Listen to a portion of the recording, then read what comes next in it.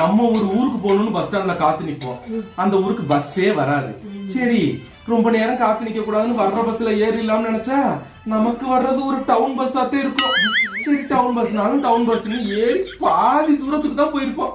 அப்ப ஒரு super fast cross பண்ணி போகும் பாரு, நம்ம மனசு சொல்லும் கொஞ்ச நேரம் வெயிட் பண்ணிருந்தா சூப்பர் ஃபாஸ்ட்லயே ஏறி இருக்கலாம்னு. என்ன பண்றது, நமக்கு வாச்சது இந்த டவுன் பஸ் தானே, நம்ம பயணம் பண்ணிட்டு போக வேண்டியதே. உங்களுக்காவது டவுன் பஸ் வாச்சு, எனக்கு ஒரு ஓட்ட பஸ் வாச்சு பிடிச்சு.